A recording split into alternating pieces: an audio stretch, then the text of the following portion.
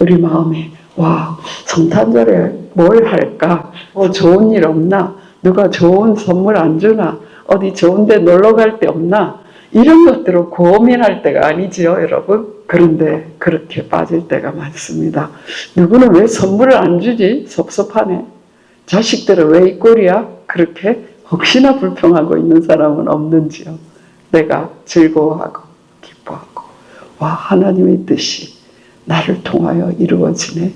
주님이 나 같은 자를, 비천한 자를 사용하시네. 나같이 외롭고 외로웠던 자를 주님이 오셔서 함께 하심으로 행복하게 하시네. 그러한 고백이 넘치는 성탄절이 되기를 소원합니다. 뿐만 아니라 소외된 자들에게 찾아가 하나님의 말씀, 주님이 당신을 위해서 오셨습니다, 증거할 수 있는 저희들이 되기를 소원합니다. 할렐루야. 오늘도 새날을 맞이하였습니다. 우리 하나님께서 오늘 우리에게 필요한 말씀을 주시고 능력을 주실 것을 믿습니다. 하나님은 살아계시고 저희들은 하나님의 자녀입니다. 어제 우리가 하나님의 말씀 성탄절과 요한계시록의 축복이라는 제목이었습니다. 어제 말씀을 통해서 하나님께서 마리아에게 임하신 것처럼 예수님께서 마리아에게 잉태되셔서 이 땅에 구원자로 오신 것처럼 예수님이 다시 오실 그때 마리아는 초림의 예수님의 오시는 길을 위하여 사용되었다면 오늘 우리가 예수님을 모신 자로 사는 저희들은 예수님의 재림을 위하여 그 길을 예비하는 자로 살게 될 줄 믿습니다. 그것은 무엇입니까? 복음을 전파하여 땅끝까지 복음이 증가될 때에 주님이 오신다고 말씀하셨는데요. 우리가 복음 전하는 자로 살면 우리는 예수님의 재림을 준비하는 자, 마리아처럼 쓰임받는 자가 될 줄 믿습니다.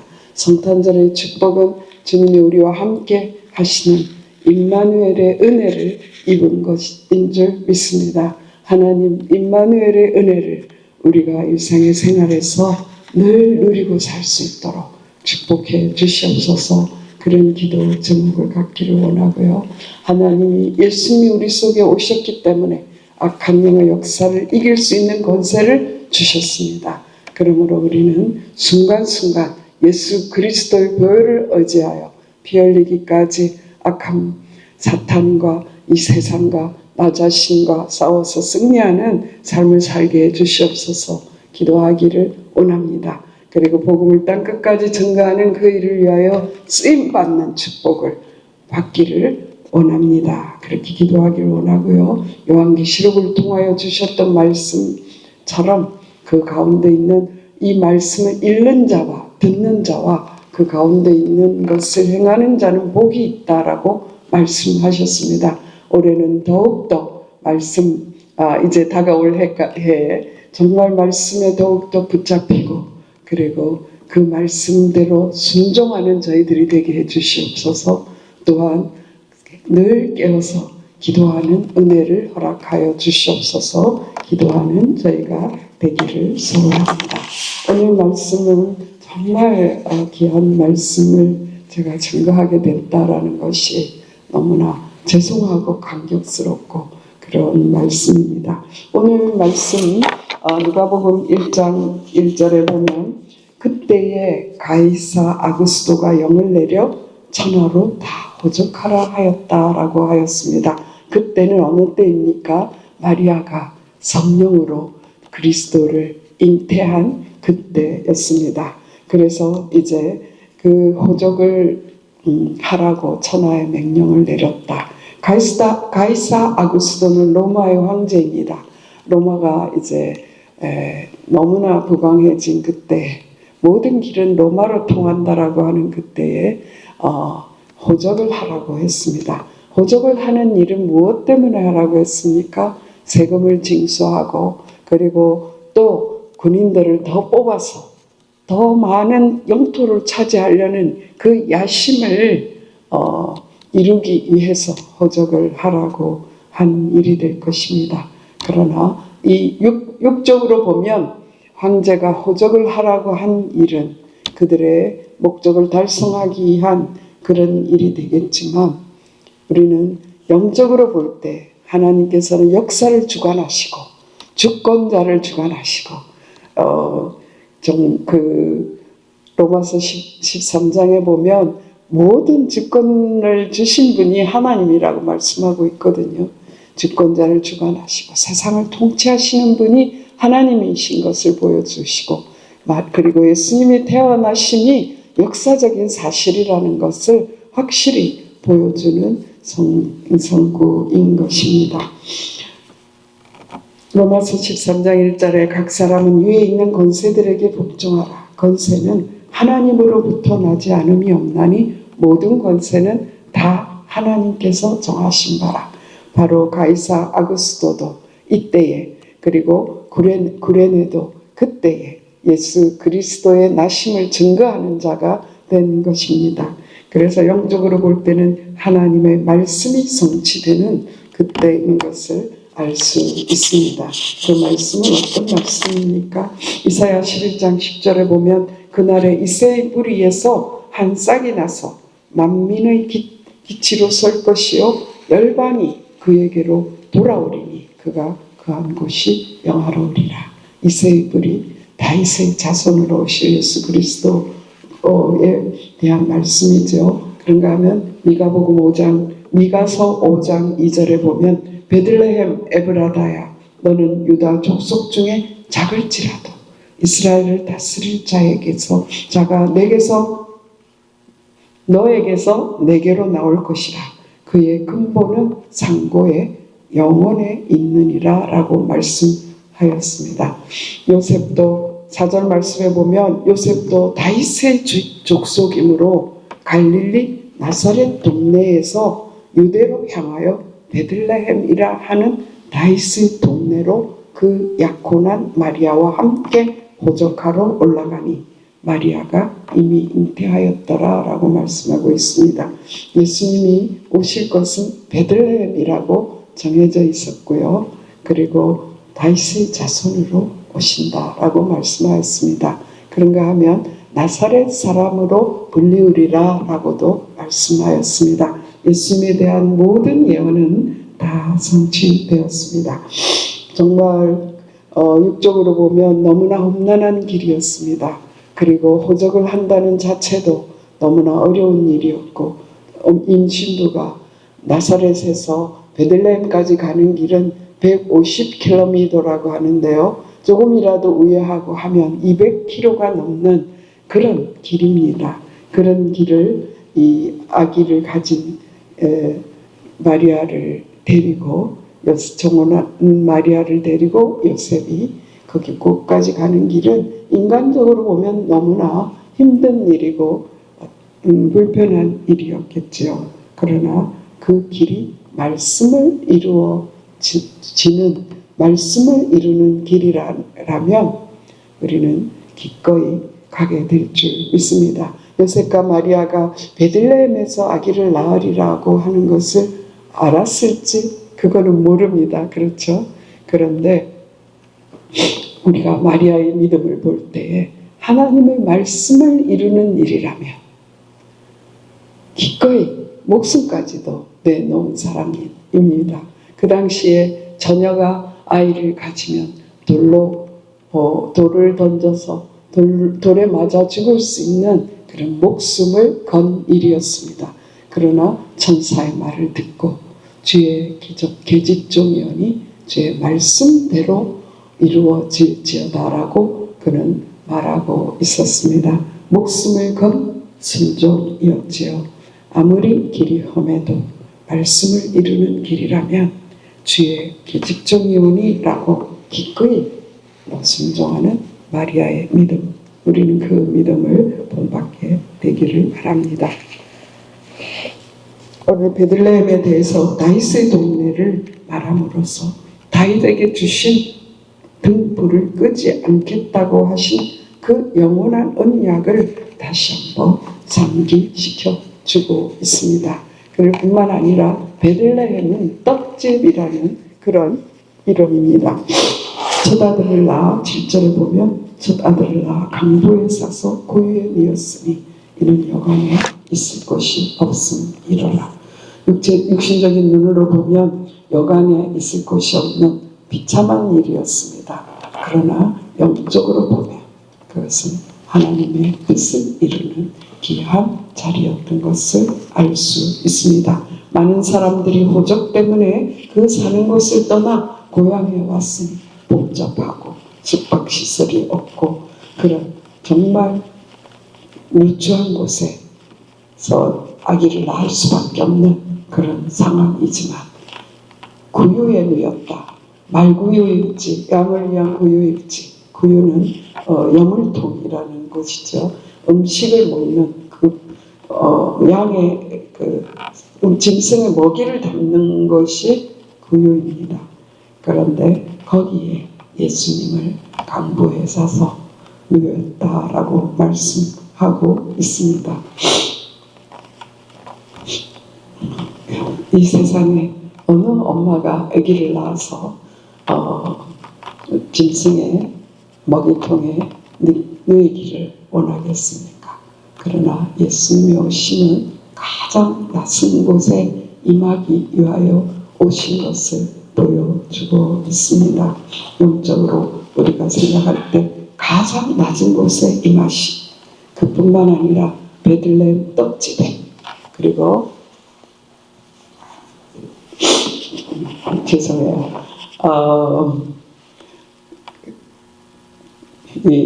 제가 옷을 많이 입고 왔는데도 조금 춥네요. 그래도 계속 말씀 증가하겠습니다.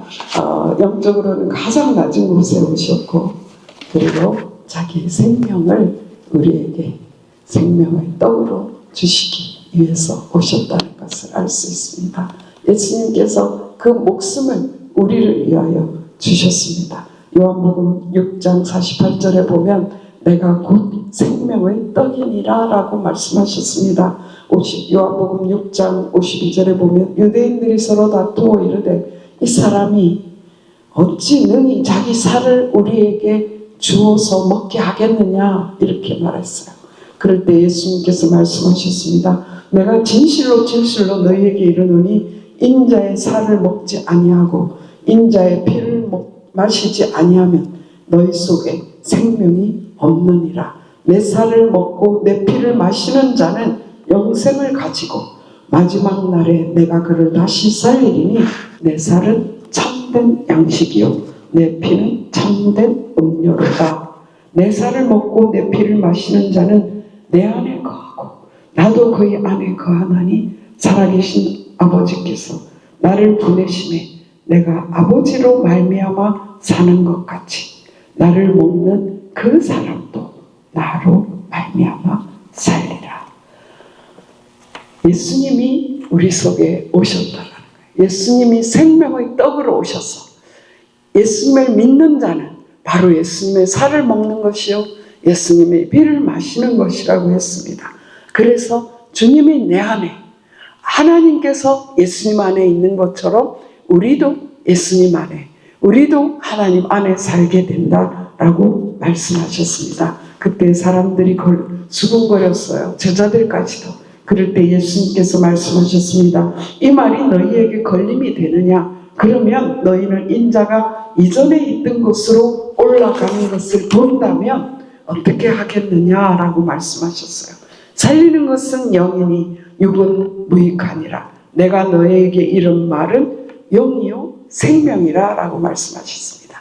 이 영이요 생명이신 예수님께서 떡집에 그 짐승의 여물통에 누이신 것은 우리의 생명을 구원하기 위한 생명의 떡으로 오셨다는 것을 상징하고 있습니다. 미가서의 예언대로 예수님의 근본은 상고에 있다라고 했습니다. 상고에, 영혼에 있다 하셨습니다.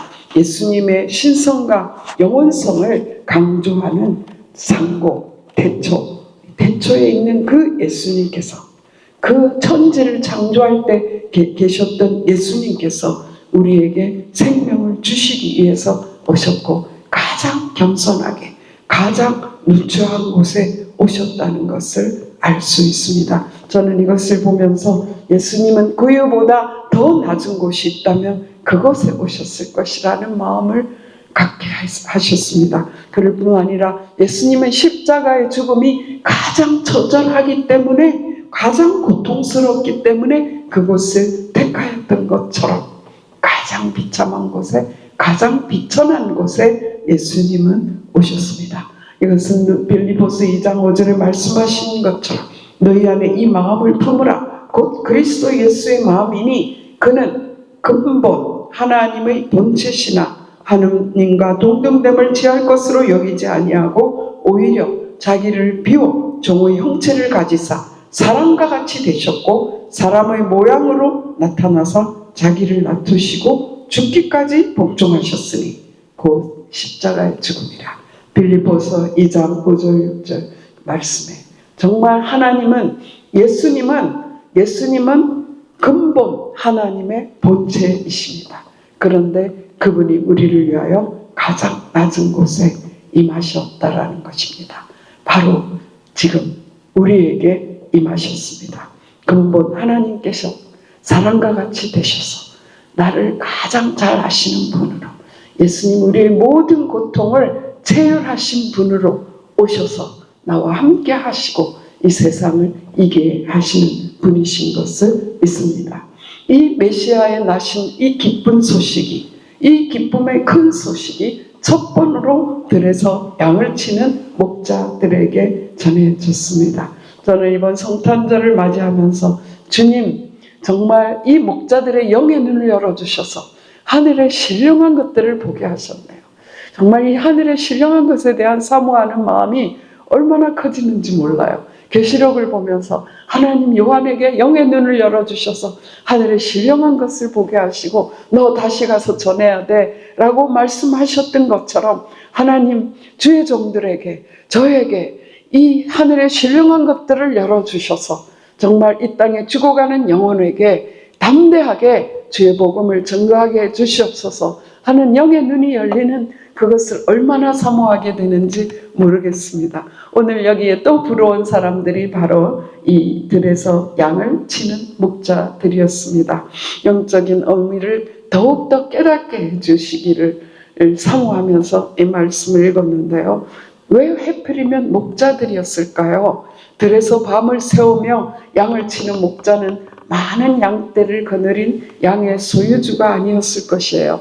당신의 목자는 유대사회에서 가장 낮은 신분이었다고 합니다. 그래서 이 목자는요, 어떤 사고와 사건에 법정에서 증인으로서도 사용될 수 없다라고 했습니다. 그것은 무슨 뜻입니까? 이 목자가 본 것은 본 것이 아니에요. 그럴 정도로 목자가 증언하는 것은 증언이 될 수 없는, 그럴 정도로 그들의 신분이 낮았다라고 말하고 있습니다. 그런데 예수님께서 이 땅에 오신 기쁨의 큰 소식을 제일 먼저 이 목자들에게 주셨다라는 것입니다.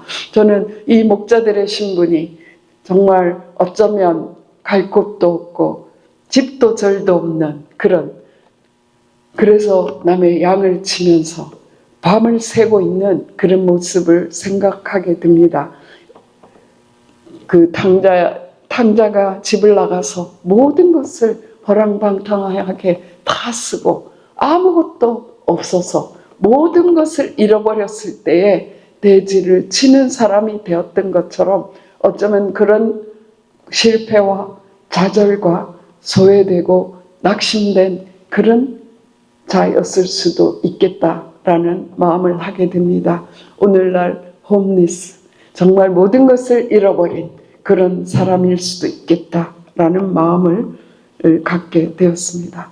예수님은 오늘도 구원의 복음의 기쁜 소식이 소외되고 낙심되고 좌절되고 잊혀진 것 같은 흑암에 앉은 자들에게 전파되어야 된다는 것을 말씀하고 있습니다. 정말 육적으로는 비천하게 보일지라도 영적으로는 우리 하나님은 한 영혼도 차별하여 대하지 않는다라는 것을 볼 수 있습니다. 이것은 어떤 가난하기 때문에 가난한 자를 찾아간 것입니까? 비천하기 때문에 그런 자를 찾아갔다라는 뜻은 아닐 것입니다. 오늘날 궁궐에 앉아 있다 할지라도 좌절되고 소외되고 외롭고 죽고 싶고 그래서 자살이라도 하는 그런 자들이 얼마나 많습니까? 그들에게 이 기쁨의 귀한 큰 소식이 필요하다라는 것을 말하고 있습니다. 이사야 9장 2절에 흑암에 앉은 자에게 빛으로 오신 그분을 인해 인류에게 평화가 주어질 것을 찬양하는 것인 줄 믿습니다. 하나님께는 한 영혼도 귀하지 않은 영혼이 없어요. 주의 오심이 더디다고 생각하지 말라 베드로 사도가 말씀하였습니다. 왜냐하면 모든 자에게 복음은 전거되고 모든 사람이 믿기를 기다리는 그 아버지의 심정 때문에 주님의 오심이 늦어지고 있다라고 말씀하였습니다. 예수님은 바로 이렇게 이스라엘에 기다리던 다윗의 자손 메시아임을 다시 확인하기 위해서 11절에서 오늘 다윗의 동네에 너희를 위하여 구주가 나셨으니 곧 그리스도 주시라 이렇게 말씀하셨습니다. 너희가 가서 강보에 쌓여 구유에 있는 아이를 보리니 이것이 너희에게 표적이니라. 또 육적으로 보면 그 강보에 사서 구유에 누인다는 것은 너무나 비참한 일이잖아요. 그러나 영적으로 볼 때 구유에 누인 이것이 구세주라는 표적의 하나라고 말하고 있습니다. 구유에 누운 자녀들, 구유에 누였을 신생아는 그때는 그 전에나 이후에나 없었을 것 같아요. 우리가 요즘 이런 TV 같은 데서 인큐베이터에 들어있는 아이들을 볼 때도 있습니다. 그런가 하면 산부인과에 이런 조그마한 통에 아기들이 나란히 누워있는 그런 장면도 볼 수 있습니다. 그러나 짐승의 먹이통에 누인 아이는 예수님밖에 없었을 것 같아요. 우리가 성탄절에 영국으로 많이 영을 통해 어린아이 인형을 누이기는 합니다. 그러나 갓 태어난 아기가 짐승의 먹이통에 누워 있었다라는 것은 그때도 지금도 없었을 것 같아요. 오직 예수님만이 표적이라고 말하고 있어요. 구유에 누워 있는 아기를 보리니 이것이 너희에게 표적이 되리라. 무슨 표적입니까? 이스라엘이 그렇게 기다리고 기다리던 예수님 메시아가 오셨다라는 것입니다. 이스라엘은 정치적인 메시아를 기다렸습니다. 지금 이 유대는 로마의 속국이 되어서 고통받는 그야말로 국민 전체가 흑암에 앉은 그런 때에 더욱더 메시아를 기다리고 기다리는 그런 때에 예수님이 오셨는데 말구유에 누이셨다라고 말하고 있는 것입니다. 단순히 여간을 얻지 못하여 마구간에서 태어난 것이 아닙니다. 단순히 누일 곳이 없어서 구유에 누인 것이 아닙니다. 예수님은 우리에게 생명의 떡으로 오시기 위해서 예수님은 우리의 생명을 구원하기 위한 메시아 그리스도로 오시기 위해서 거기에 태어난 것입니다. 그때의 천군과 그 천사들이 노래하였습니다. 천사가 이르되 무서워하지 말라. 보라 내가 온 백성에게 미칠 큰 기쁨의 좋은 소식을 너희에게 전하노라.